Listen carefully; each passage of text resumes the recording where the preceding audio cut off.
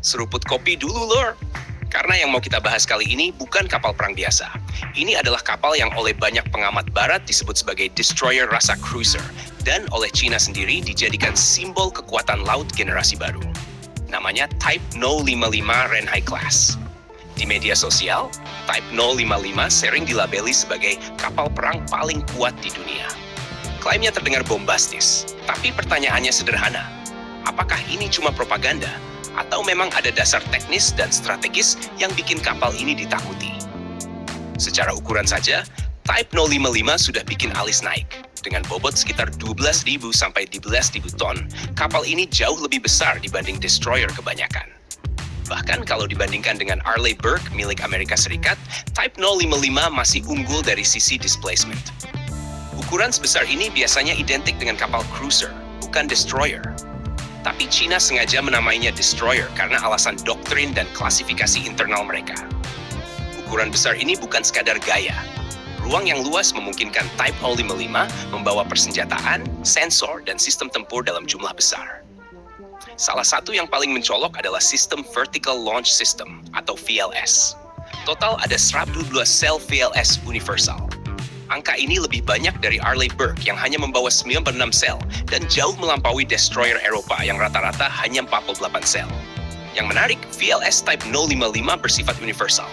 Artinya satu kapal bisa membawa campuran rudal anti-udara jarak jauh, rudal anti-kapal, rudal jelajah untuk serangan darat, sampai potensi rudal hypersonic. Konsep ini membuat Type 055 sangat fleksibel. Hari ini bisa difungsikan sebagai pertahanan udara armada. Besok bisa berubah jadi kapal serang jarak jauh tanpa harus diganti platform.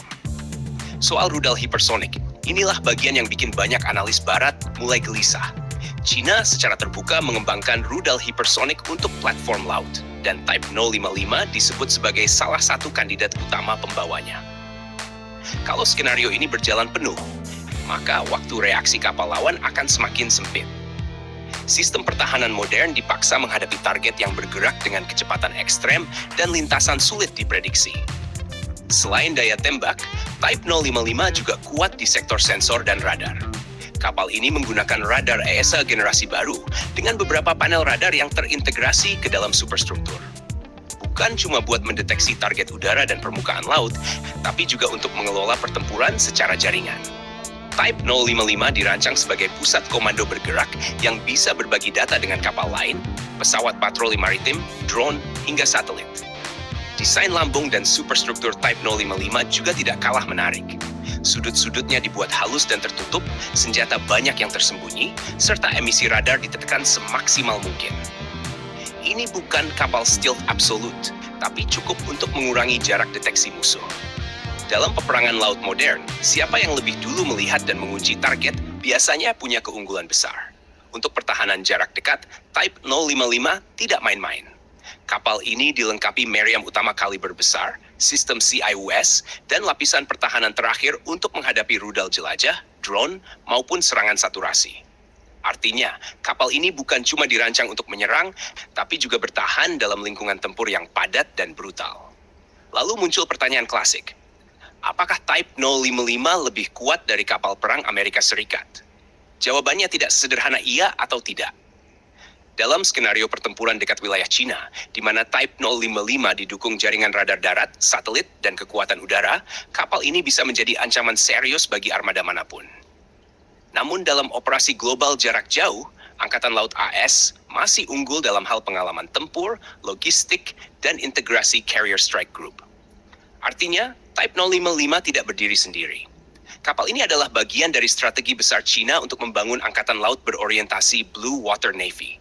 Bukan untuk meniru Amerika Serikat sepenuhnya, tapi untuk menciptakan versi kekuatan laut mereka sendiri dengan fokus pada wilayah Asia Pasifik dan sekitarnya.